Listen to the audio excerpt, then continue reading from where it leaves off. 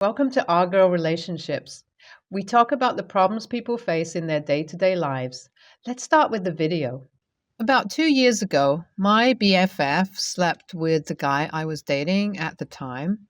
What she did was definitely not excusable by any means, but at that time, I stepped back to take a look at the situation and decided what the best course of action would be for me as a person. I had known my BFF for almost 14 years. We grew up together, and she was more than a sister to me. She had become a part of my family, and my parents even treated her like a second child. On the other hand, I dated the guy only for a week before I found out they slept together. I also had to consider the fact that it was BFF who was guilt ridden, who came clean to me instead of hiding the truth. That isn't to say I wasn't hurt or angry with her. I didn't talk to her for an entire week, and only after I saw how vast the consequences of cutting her off from my life would be that I decided to step back and let it slide. For starters, if that guy slept with her after a week of dating me, it was a good riddance for me because no one wants someone unfaithful. Secondly, my BFF was intertwined with my family to a degree where cutting her off would mean I'll have to explain to my parents sooner or later what happened. Although I knew without a doubt they would have taken my side, I also knew they'll be deeply hurt. For me, the relationship wasn't anything serious, and I was mad and sad that she didn't tell me she was interested in him. But my parents would feel more betrayed, as they treated her like their own daughter. To some level, it would mean they'd stop trusting other people, and I didn't want them to go through that. So instead of completely cutting her off of my life, I decided to slowly grow apart. With both our jobs and adult lives, it was already hard for us to see each other every day. All I had to do was stop taking her calls or replying to every single text she sent me. From 1 week to 1 month, which eventually turned into 2 or 3 months that went by without us talking. It had been 3 months since we met when she called me and asked if we could meet up for drinks. At first, I made the same old excuse of being busy with work and how I had to clock in overtime hours. But she forced me to come, saying it was something really important and she needs me now more than ever. My curiosity got the better of me, and I went there to see what it was. Turns out she wants to celebrate her engagement and asked me to be her maid of honor. I couldn't believe this woman had the audacity to ask me to be her maid of honor when there was nothing honorable about the start of her relationship. I wanted to tell it to her face, but instead, I saw it as an opportunity when she took out a list of things she'd need me to do as her bridesmaid. There were a few things she had jotted down, including throwing a bachelorette party, arranging wedding gifts for the guests, and wedding speech listed in block letters. She told me how I'm the only one who has witnessed all the ups and downs of her life from a front row seat, and there couldn't be a better person to have this honor. She said she trusts me to do this right. I was actually offended that she still hasn't got it through her head that we're no longer so close, and it's by choice. She thinks just because I talked to her or let it slide what she did to me, it's okay for her to ask me to literally arrange the whole wedding so she could get married to the guy who cheated on me. No way could I let this one slide. She didn't respect my feelings at all, and there was no need for me to respect hers anymore. So when I finally got down to cracking the things on that list, I purposely messed up a few of those. For her bachelorette party, I organized the whole thing at a cafe instead of any wine bar or pub, and gave the wrong name to the bakery while ordering the cake. When the cake was delivered with my name on it, I told her it must have been a mistake I made and apologized by making a joke that she shouldn't mind it much, as she's used to taking my things. I smudged out the name part from the cake to make it better, but it was clear that her mood was ruined. Then, on the wedding day, when it was time for her entry, she asked me to get the band to play It's You, but instead I got them to play Blank Space, as she had already walked down the aisle and there was no saving that moment. Then, during the wedding speech, I made sure to mention how they met and thank myself for bringing them together. I talked about how the guy cheating on me and my BFF betraying my trust was the start of their relationship. It was a really embarrassing moment, and she started crying by the time I was done. She got up and left her own wedding for a minute, and everyone there was mad at me. My parents were also invited, and they were conflicted between processing the truth and hating the way I took my revenge. My mom dragged me away from the stage and told me to go back to my home and think about the kind of person I became that day. She said she always taught me to be better than others, and I proved her wrong by pulling something like this. She was disappointed, and the same went for my father. If my BFF had left the issue in the past and hadn't asked me to be the maid of honor, I wouldn't have felt the need to do this. But completely disregarding how I felt was a step too far, and I had to teach her how it felt. Am I the a-hole for doing this to her? Can you believe that my parents are actually mad at me? I told them exactly what had happened 2 years ago and how my friend only apologized after because she couldn't live with the guilt of betraying me. It was her fault from the beginning, and I was the one who didn't turn that whole thing into a big mess involving everyone. I considered everyone's situation and quietly moved on with my life. I had no obligation to do so. I could have dragged her through the mud if I wanted to, but I didn't set my mind on revenge. And now my parents are mad and disappointed at the person I've become. They are saying that they thought they raised a better human, and if I really hurt over what happened, then Kay should have ended things right then and there. According to them, my letting go of that matter has settled it once and for all, and I shouldn't have held a grudge. No matter how hard I tried to tell my mom that my friend was the one who asked me to my face to arrange her whole wedding without considering what that would mean for me, she still wouldn't understand where I'm coming from. She finally asked me to apologize for what I did and end it once and for all. And that's what made me even more angry, because why should I apologize? Even if I went a little overboard, it was just something she deserved, and we're even now. I swear, if not for living separately from them, I would have lost my mind by now. So my ex-BFF called me today. I didn't think she had it in her to contact me ever again. I purposely drifted apart from her and created a huge distance, but that wasn't big enough of a hint for her to know that I don't want to be in her life. So I even ruined her wedding to send a clear sign that I'm obviously not past her betraying me and don't want her to be in my life. If anything, that should have sent a clear message of where we stand.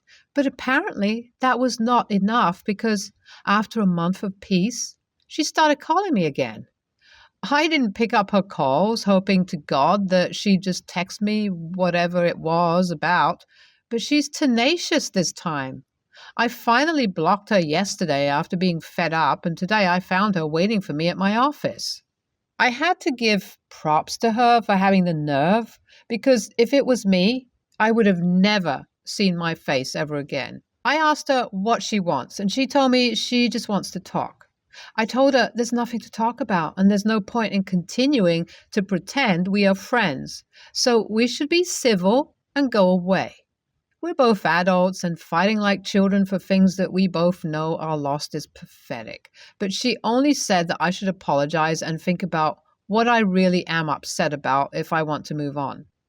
Her words kept annoying me, because now she was trying to act all omniscient. It's been a few months since I updated here. To be honest, I was so engrossed in my anger that I became blindsided. It was frustrating that my mom treated me like a shit for what I did, and everyone kept blaming me when I was the one who was wronged first. So I distanced myself from everyone. I didn't even talk to my family. That's when I realized that I actually went overboard with my revenge. When I was all alone, I thought about how I could have told her no, but instead, I acted immaturely. A lot of you did say I was the a hole, but I ignored those comments thinking people on the internet hate everything. Anyway, after I realized I was in the wrong, I called my mom and apologized to her, and she actually told me to talk to my friend and see where we stand. So I followed her advice and called her. I didn't think she'd pick up after I told her to get lost the day she came to my office. I was wrong again because she did pick up. I asked her if we could meet and talk, and she agreed instantly. After we talked about what happened, I apologized to her for ruining her wedding, and she accepted her fault for being inconsiderate. It was clear to both of us that there's no way we can ever go back to being friends, and the best we can do is part on a good note. So that's what we did, and that actually brought some peace in my life. I can't say I have forgiven her husband, but it's a start that I can reminisce about our teenage years without getting angry or upset. YTA, I was with you until you said you saw her request as an opportunity. I'm all for revenge, but this was uncalled for. You pretended to forgive her only to go back and ruin her day. Sorry, but you are the a hole. YTA, what she did was wrong, and you should have actually got back at her at that time instead of letting her believe you were fine. Manipulating is worse, and that makes you an a hole here. My boyfriend, who I've been dating for 3 years and lived with for a year, has a 9-year-old daughter from a previous relationship. I have a 5-year-old daughter from a previous relationship also. My boyfriend has had to go overseas to work for 2 months, so I'm taking this time to go see my brother who moved to America, Florida to be exact, to live with his wife. And I'm taking my daughter with me, and he has suggested we take my daughter and his 2 sons to Disney World while we're staying. I have my boyfriend's ex girlfriend on social media strictly so we can contact each other in emergencies, on top of having phone numbers, which is how she saw me posting about the upcoming trip. The next day, I got a series of messages from her asking why I hadn't invited her daughter to go too, and I told her this wasn't a family trip with my boyfriend. If it was, we'd of course have taken his daughter too, but this was me just visiting my own family.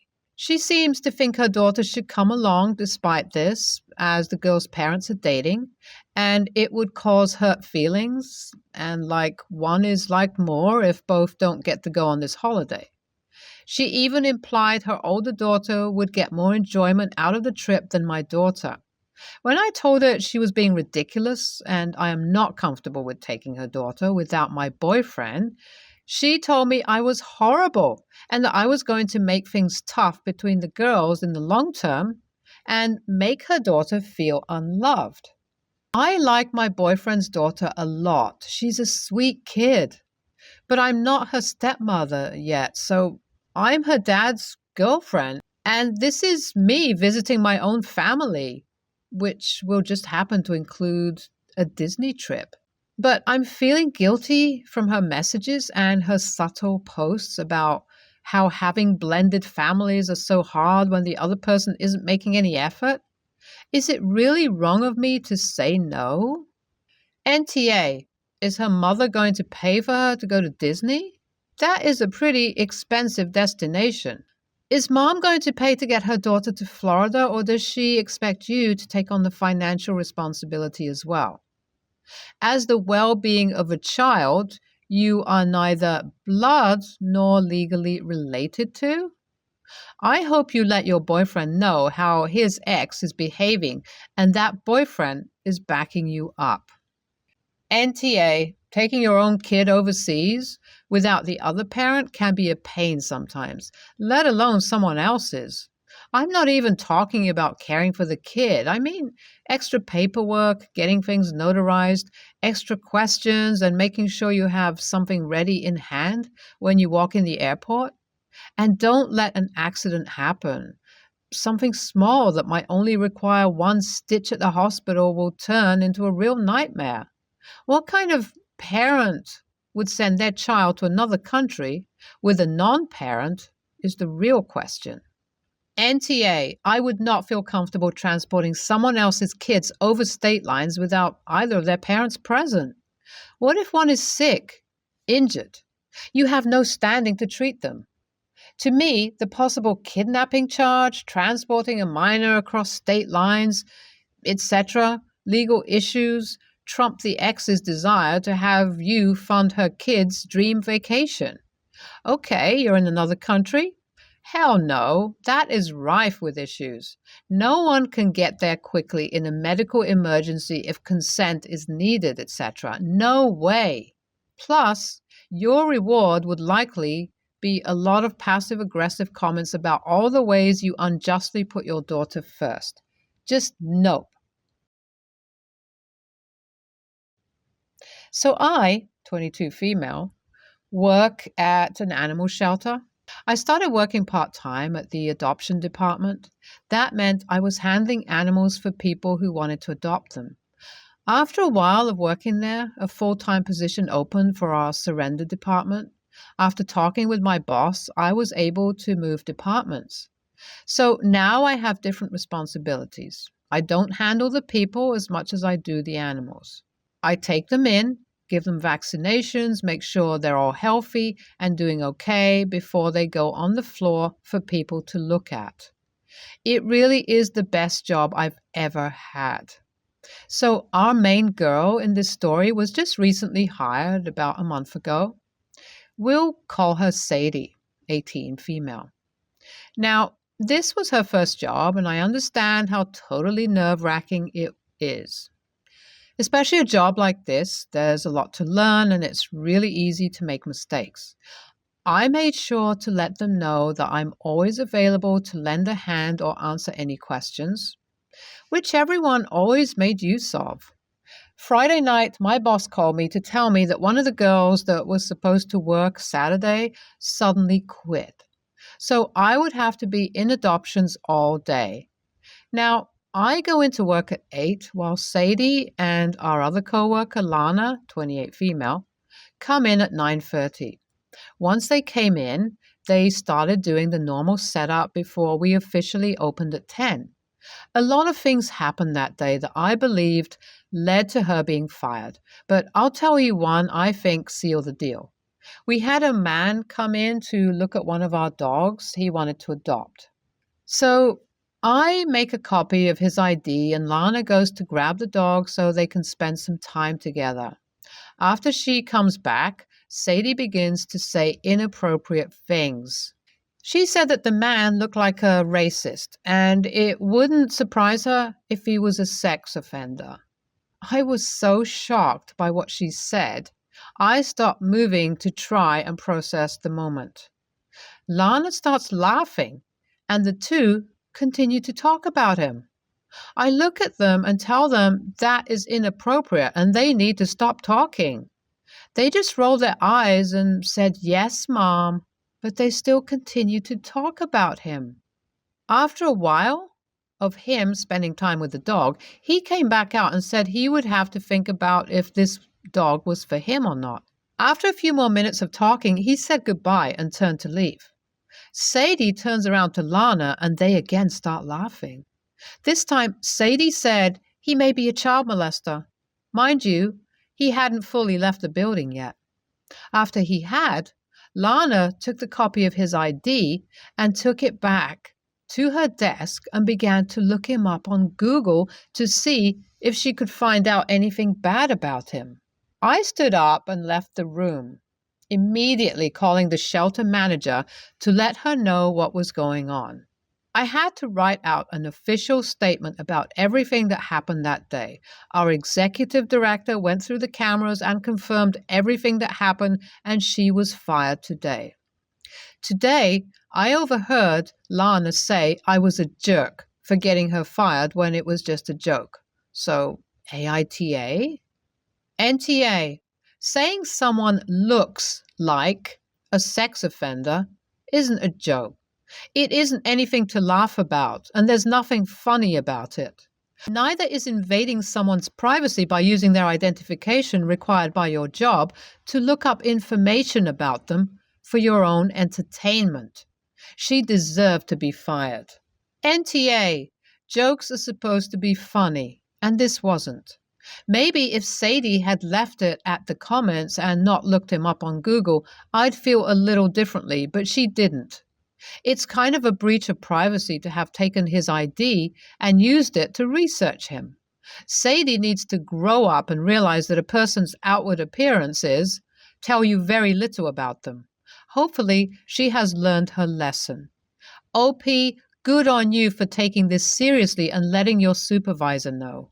NTA, and you need to report Lana again now for talking about you behind your back to other people. Every job has certain expectations of professionalism, and they obviously violated those expectations. What they did was disgusting. It wasn't a joke. And as someone who is a survivor, I can promise it is never a joking matter. It is never funny.